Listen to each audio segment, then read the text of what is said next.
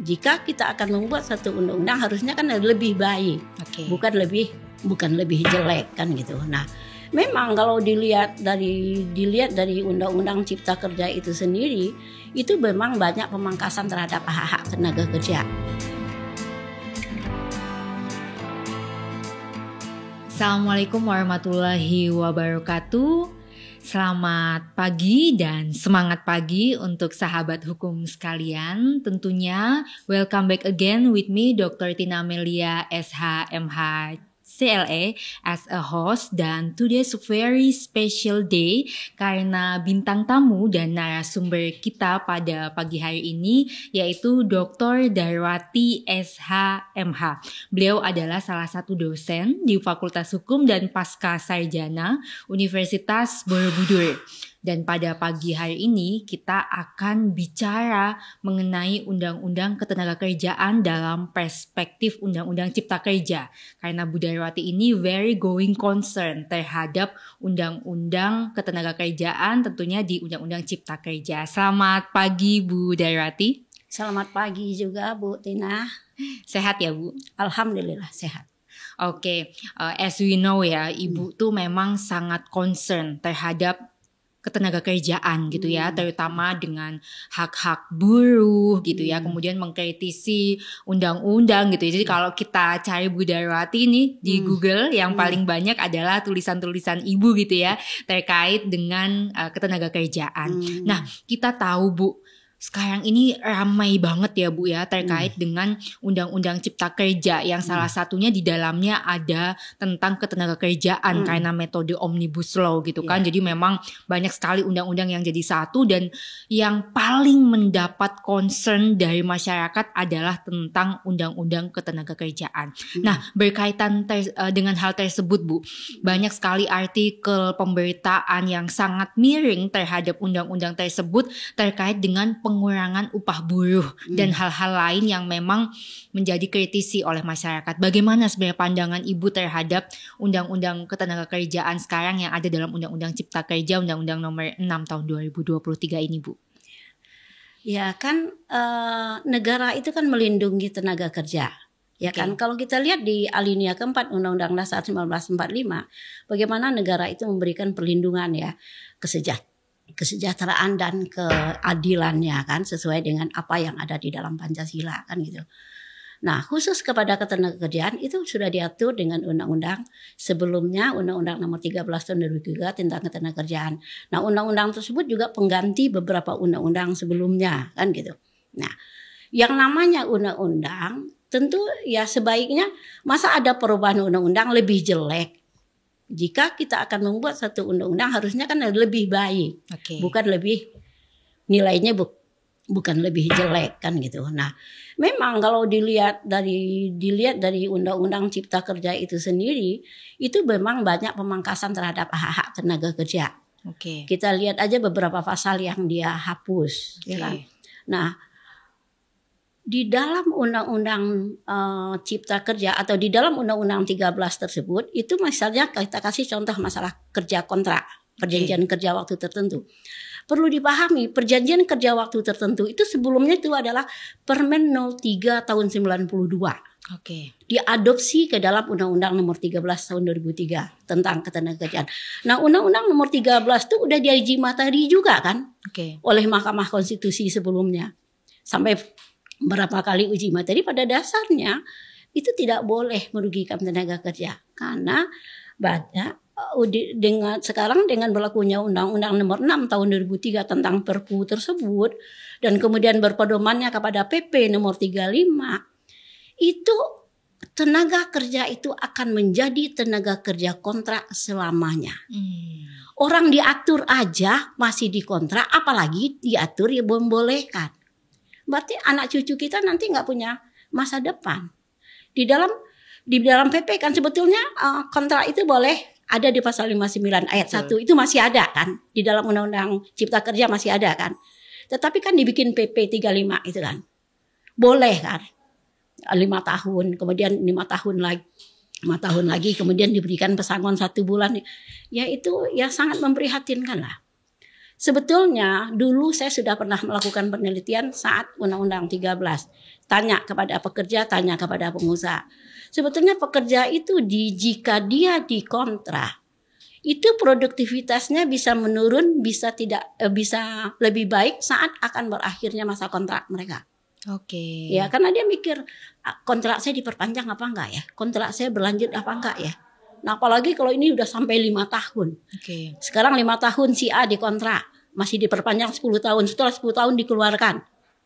Kan menyedihkan sekali kan? Oke, berarti dengan demikian Bu Darawati melihat justru dengan adanya Undang-Undang Cipta Kerja ini, khususnya pengaturan mengenai ketenaga kerjaan, justru bukan merupakan langkah progresif yang menjamin perlindungan bagi buruh begitu ya Bu ya, malah justru ini lebih membuat ketidakpastian lagi gitu ya untuk masa depan para buruh atau pekerja ini, demikian ya Bu? Masa depan mereka kurang terjamin.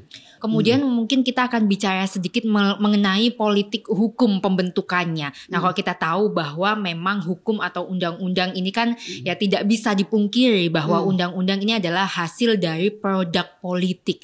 Nah, bagaimana pandangan Ibu sebagai akademisi dan peneliti melihat adanya Undang-Undang Cipta Kerja terkait pengaturan ketenagakerjaan ini yang justru kalau bisa dilihat nih justru menurut Ibu tadi disampaikan mengalami kemunduran gitu ya terhadap perlindungan hak buruh ini. Sebenarnya apa politik dasar pembentukannya Bu menurut Ibu?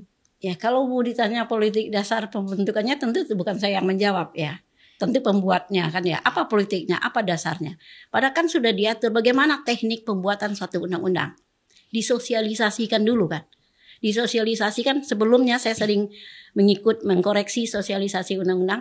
Ini disosialisasikan kepada orang yang berkompeten. Kalau buruh berarti kepada orang yang berkompeten terhadap buruh, kepada seluruh serikat pekerja, kepada orang yang berkompeten dengan buruh, kepada akademisi. Dikasih draft itu. Ada koreksi enggak? Ya kan dulu itu yang kita lakukan. Dulu di Undang-Undang 13 itu seperti itu. Dulu saya sebelum Undang-Undang 13 kita mengajukan draft untuk perbaikan Undang-Undang Ketenagakerjaan. Tapi karena saat itu krisis di tahun 98 kita cabut, kita enggak mau. Karena apa? Jika dilakukan perbaikan undang-undang pada saat itu, kasihan pengusaha. Ya kan? Kalau kita undang-undang itu tidak melindungi sepihak. Pengusaha dilindungi, pekerja dilindungi. Kalau pekerja salah, katakan dia salah, kasih arahan. Jadi pembuatan undang-undang itu ya saya juga kaget. Dulu saya pikir Omnibus Law dan Cipta Kerja dua undang-undang yang berbeda. Ya kan? Karena saya nggak tahu, karena saya nggak baca draftnya kan gitu ya. Tapi setelah rame itu dipertanyakan baru saya download ya, saya bilang oh iya dah ya sedih ya, misalnya jika terjadi perusahaan pilot likuidasi ya kan itu kan ada aturan mainnya di Cipta Kerja masih ada, tetapi kan pesangonnya sudah jauh berbeda. Kemudian usia pensiun itu wajib ada sanksi pidananya, pekerja yang sudah mempunyai usia lanjut wajib dibayarkan dana pensiun dan itu ada sanksi pidananya. Nah sekarang undang-undang itu dicabut, dikasih. Kalau dulu itu kan paling tidak 2 kali pasal 156. Sekarang berapa? Dilihat di PP 35 berapa dikasihnya? Masalah perusahaan pilot atau dilikuidasi. Itu kan dari KUH Pers ini jelas pekerja itu adalah orang yang nomor 1 diutamakan. Di Undang-Undang 13 juga disebut. Jika terjadi perusahaan pilot atau dilikuidasi, hak pekerja adalah hak yang dinomor 1-kan. Nah bagaimana pembayarannya itu diatur. Sekarang makanya pasal itu udah dicabut tapi diatur di dalam PP 35 ya. Ada yang 0, ada yang 1, jadi sangat sedih sekali. Dan saya sekarang itu ada PHI yang memutuskan 0, saya lihat dasar hukumnya apa itu nggak benar. Karena tidak ada aturan yang diberlakukan tidak ada aturan yang diberlakukan kalau sebelumnya tidak diatur. Saya banding. Saya kasasi ke Mahkamah Agung. Oke, siap. Berarti memang Bu Darawati melihat dari pra pembentukannya gitu ya, mestinya ada rapat dengar pendapat gitu ya, kemudian sosialisasi paskanya juga ini mestinya menjadi sangat maksimal. Tetapi karena tadi disampaikan Undang-Undang Cipta Kerja ini semua produk menjadi satu sehingga optimalisasi terhadap komunikasi gitu ya, atau rapat dengar pendapat pra maupun paskanya ini nggak maksimal. Nah tentunya kemudian bagaimana sih Bu menurut Ibu Ibu terkait dengan formulasi tentang pengaturan ketenagakerjaan yang memang sesuai. Mestinya sebetulnya hak-hak apa saja sih yang paling krusial yang mestinya menjadi going concern bagi para pembentuk dan pembuat undang-undang, Bu? Jadi masalahnya bukan dari teknik pembuatannya saja, teknik pembuatannya juga tidak sesuai dengan aturan yang berlaku. Kemudian isinya juga sangat merugikan. Jadi dua, ya kan? Oke. Ya kalau negara itu kan melindungi. Kalau di negara kita demo terus-terusan, apa itu baik? Ya kan? Kalau menurut saya yang concern dengan tenaga kerja, saya juga tidak simpatik demo terus-terusan. Tapi kenapa mereka demo? Harusnya kan itu menjadi prioritas bagi wakil rakyat dan bagi pemerintah. Demo pekerja apa? Dia membantah undang-undang cipta kerja. Dia aja, yang mananya kamu tidak suka? Ya kan? Jadi sekarang upah minimum. Perlu diketahui upah minimum itu hanya untuk masa kerja 0 sampai dengan 1 tahun.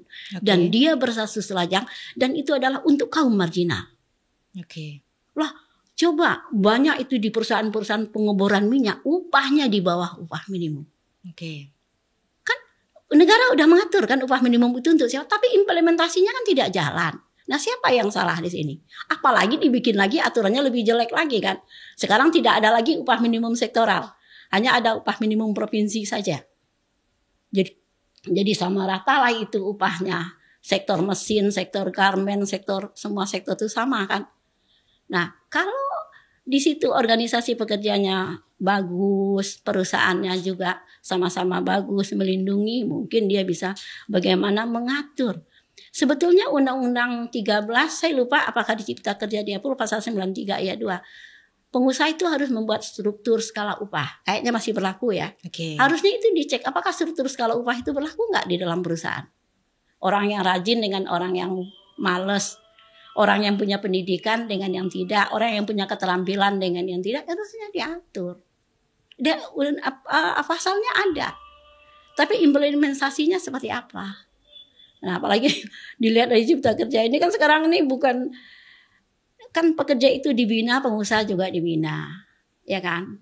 Lurus dengan aturan yang ada, sama-sama dihargai. Jadi kalau kita bela pekerja bukan berarti pengusaha kita sengsara, kan nggak boleh. Jadi tetap perlindungan atau kedua belah pihak gitu. Kalau pekerja demo terus, bagaimana produktivitas pengusaha? Itu kan harusnya dipertimbangkan juga. Tapi jangan salahkan pekerjanya demo. Penyebabnya yang harus kita cari. Apakah kemudian pertanyaan saya selanjutnya, apakah melihat dengan pengaturan ketenagakerjaan yang juga dirasa masih sangat merugikan berbagai pihak, terutama dalam hal ini adalah pihak buruh menjadi pihak yang lemah gitu ya, sehingga banyak sekali tenaga kerja kita yang justru lebih interest untuk bekerja di luar negeri karena memang skill mereka lebih dihargai di sana. Dan bahkan ada data yang mengatakan bahwa banyak sekali anak-anak yang mendapatkan scholarship, mendapatkan beasiswa di luar negeri dan akhirnya malas dan enggan kembali ke negaranya gitu ya. Dan kemudian salah satu datanya menunjukkan karena memang di Indonesia tidak terlalu dihargainya skills mereka. Nah, bagaimana Bu Darwati melihat hal ini? Ya, kalau melihat hal itu kan kembali kepada pemerintah lagi, ya kan. Apakah orang cerdas itu mau kita lepaskan keluar? Sama juga misalnya di suatu kampung, misalnya di kampung saya, orang yang cerdas itu sebetulnya jangan tinggal di ibu kota. Orang yang cerdas itu kembali ke kampungnya untuk dia membangun kampungnya. Begitu juga mungkin orang Indonesia harusnya kembali lagi ke Indonesia, membangun kampungnya. Ya bagaimana lah, ya kan. Jadi kalau dia bekerja di luar negeri, kita kan nggak bisa salahkan juga, ya kan ya. Karena memang dia juga butuh penghidupan yang baik. Tapi kalau dia punya ilmu, punya keterampilan, punya keahlian yang bisa dia memperbaiki kondisi ekonomi Indonesia, ya harusnya dia ditarik, diberikanlah. Ya kan dia menuntut ilmu juga nggak gratis kan. Meskipun gratis, misalnya dia dapat beasiswa, ya oke lah, itu wajib dia kan. Meskipun dia tidak, kalau dia sudah kuliah bayar mahal, ternyata dia tidak mendapatkan pekerjaan yang sebagaimana dia mestinya, ternyata ada tawaran di luar negeri, itu kan hak setiap orang. Kita nggak boleh melarang kan. Tetapi kalau negara butuh, bagaimana merekrutnya untuk kepentingan bangsa dan negara kan gitu. Mungkin saya juga akan bertanya nih sebelum kita mengakhiri podcast kita. Kita tahu bahwa sekarang ini Indonesia gitu ya, growth ekonomiknya gitu, kita sebagai negara developing countries atau negara yang sedang berkembang juga memang terkait tenaga kerja ini agak cukup dicemaskan gitu ya oleh berbagai pihak. Kita melihat bahwa perusahaan-perusahaan milik asing juga lebih banyak berkembang di Indonesia. Bahkan tenaga-tenaga asing mulai dari tenaga yang memang ahli yang kita butuhkan sampai dengan mohon maaf buruh-buruh begitu juga untuk pertambangan dan lain-lain juga bahkan didatangkan dari luar negeri gitu ya. Ini kemudian menjadi related dengan banyaknya jobless atau pengangguran yang ada di Indonesia. Jadi menurut Ibu mohon menyampaikan 3 hal sebenarnya apa yang harusnya menjadi going concern pemerintah untuk memperbaiki masalah ketenaga kerjaan yang sudah menahun begitu ya, yang selalu saja menjadi permasalahan, dan kemudian kira-kira langkah apa sebagai kita kedudukannya sebagai akademisi untuk juga turut serta dalam memberikan masukan kepada pemerintah terhadap perbaikan undang-undang ini.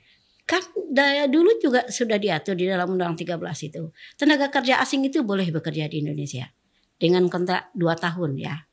Dan dia untuk bekerja di Indonesia boleh 2 tahun, itu ada jaminan siapa tenaga kerja Indonesia yang mendampingi dia.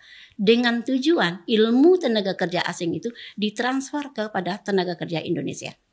Dan itu ada izinnya yang diberikan ya kan. Dan dia juga harus bisa berbahasa Indonesia.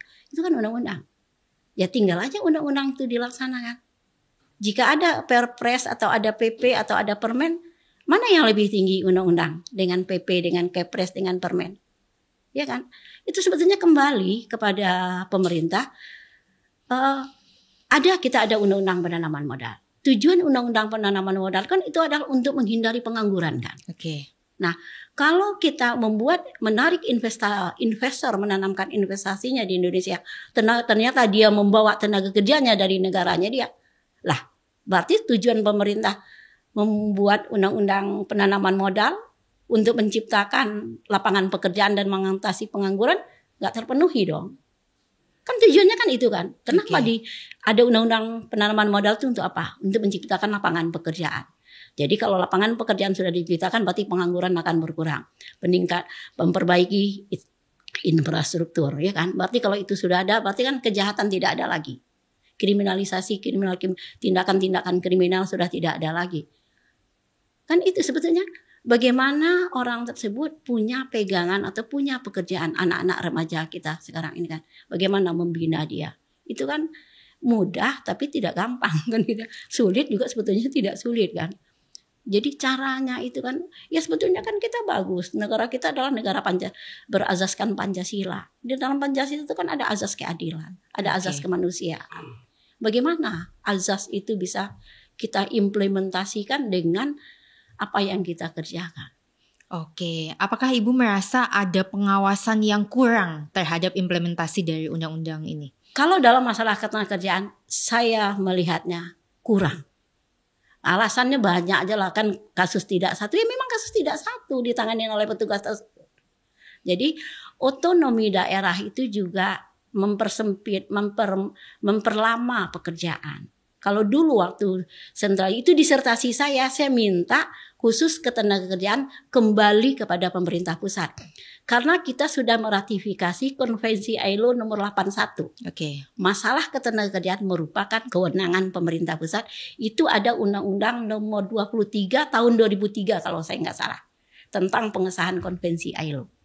Nah tapi kita kan punya Undang-Undang otonomi daerah kan. Betul. Salah satu otonomi daerah adalah masalah ketenagakerjaan. Nah jadi kan bagaimana pembinaannya kan. Pengawas ketenagakerjaan itu atau mediator ketenagakerjaan itu kan harus juga dibina. Bagaimana supaya dia efektif dan profesional di dalam melakukan pekerjaannya. Ada saya pernah marah itu pengawasnya. Ibu nggak ngerti hukum ya katanya gitu. Saya udah 25 perusahaan loh saya periksa. Bagaimana cara Bapak meriksa 25 perusahaan? Ya saya datang, saya kasih surat tugas, ya surat tugas saya distempel. Berarti kan hanya seperti itu kan. Akhirnya saya sampaikan sama pimpinannya. Tapi karena pimpinannya ngerti siapa saya, akhirnya itu dicolek kan gitu ya. Dia nggak jadi ngomong banyak lagi ke saya. Gitu. Karena kan pengawas itu, mediator itu, bagaimana dia profesional jika ada masalah antara pekerja dengan pengusaha. Itu ada yang disebut dengan bikamar, 2 kamar. Oke. Jadi pertama, dengar pengusaha maunya apa, pekerja maunya apa. Kemudian dipisah salah satu. Dikasih tahu bagaimana petugas itu memberikan mediasi yang baik dan benar agar para pihak itu bisa menerima penyelesaian masalah dengan dengan tripartit dengan memakai jasa mediator. Oke. Nah, kalau sekarang kalau saya lihat enggak, pekerja maunya apa, pengusahanya mau apa, ya sudah, berarti lanjut. Jadi kan itu kan bukan mediator yang dilakukan. Atau tunggu lagi ini. Tapi kalau saya terlibat di situ, bikin 2 kamar. Bikamar dulu. Pekerja dulu dengan petugas, kemudian pengusaha dulu dengan petugas. Bagaimana media ya? Tapi memang dalam kacamata saya ada kelemahan dari petugasnya, mungkin dalam pemahaman. Dia harus seperti apa gitu. Nah, jadi kalau itu petugas-petugas yang lama mereka ngerti gimana? Ya kita, kalau saya khususnya kita tidak bela pekerja kok. Kita bela pekerja dan bela pengusaha. Untuk itu bisa terjadi berarti aturan harus jalan. Oke, baik, terima kasih Bu Dairwati untuk pembahasan kita mengenai ketenagakerjaan dari perspektif Undang-Undang Cipta Kerja. Baik sahabat hukum semua, menarik sekali kita tadi melihat perspektif ketenagakerjaan dari Undang-Undang Cipta Kerja. Tentunya kita melihat bahwa yang disampaikan Bu Dairwati tidak hanya kita juga selalu menggaung-gaungkan tentang hak buruh atau pekerja, tetapi sebetulnya bagaimana balances atau keseimbangan ini bisa terjadi, baik hak dan kewajiban para pihak ini dapat bertemu, dan tentunya juga maksimalisasi dari proses mediasi ketenagakerjaan sehingga masing-masing pihak baik dari pekerja maupun pengusaha atau pemberi kerja ini dapat terlihat formulasi yang paling tepat. Nah, tentunya tadi disampaikan juga bahwa yang pasti regulasi atau produk hukum kita harus mampu menganulir dan harus mampu juga mementingkan atau menjunjung tinggi hak-hak buruh supaya tentunya growth ekonomi kita juga bisa naik, tetapi juga